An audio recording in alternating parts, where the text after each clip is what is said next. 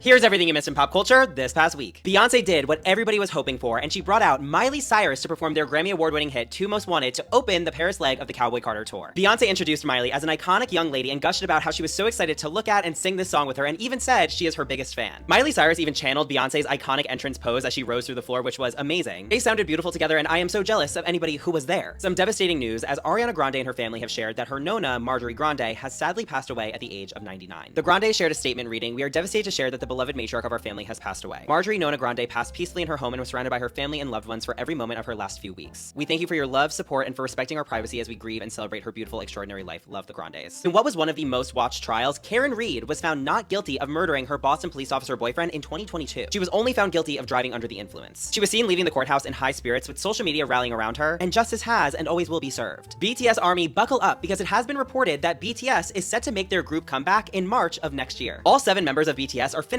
with their mandatory 18 months in the armed forces, which means we are one step closer to seeing them perform again. Before I continue, if you like these pop culture recaps, make sure to follow me for more. If you were watching Love Island USA this week and you were wondering why Paige DeSorbo abruptly left the challenge that she was hosting, well, she finally addressed it. Paige discussed that she was wearing a full suede outfit with a turtleneck, a mic pack on her back, and extensions she said felt like a wig in the Fiji heat. Paige stated that she was able to get through her entrance and about 2 hours of hosting the challenge until the heat in Fiji became so unbearable for her. She ended up having to take multiple breaks, during which one of them she actually threw up, and she became to grow more and more ill as time went on, and then after being seen by medics, she was unable to continue hosting. Lola Young performed at the Capital FM Summertime Ball when she unfortunately experienced a technical difficulty where her in-ear monitors weren't working. Take a look. Sorry guys, my ears are going. Can I get my ears in, please? Who do you want? Sorry guys, can we sing along, please?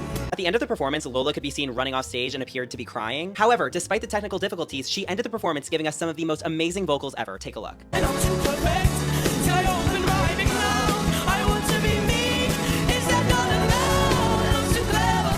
And I'm too goddamn dumb. You hate it when I cry, and this is that time of the month. Anne Burrell, known widely for hosting Worst Cooks in America, has suddenly passed away at the age of 55 at her home in Brooklyn, New York. Anne Burrell had performed an improv show the night before and seemed in good spirits, but the next morning she was found unresponsive in her Brooklyn home. Early reports are saying that it was cardiac arrest, but the cause of death is still under full investigation. Addison Rae has announced that she is going on the Addison Tour for 2025, and the demand for these tickets were the most insane I've ever seen in my life. For the LA show alone, there were over 103,000 people in the queue for the Wiltern, the venue that it's happening at, when that venue only holds 2,300 people. Okay, Addison, pop off. I truly do not know how people find the time to figure this out, but apparently Hailey Bieber and Selena Gomez have both unfollowed each other on Instagram. A judge has denied Blake Lively's request to withhold some of her private texts with Taylor Swift from Justin Baldoni. The judge ruled that Blake will have to give Justin Baldoni and his legal team access to private texts between her and Taylor Swift that seem fitting to the case. And lastly, if you've ever been worried about your online or social media accounts being hacked, well, here's another reason to worry more. 16 billion passwords across Facebook, Apple, Google, and so many other sites have been leaked in what is history's largest data breach. Yay!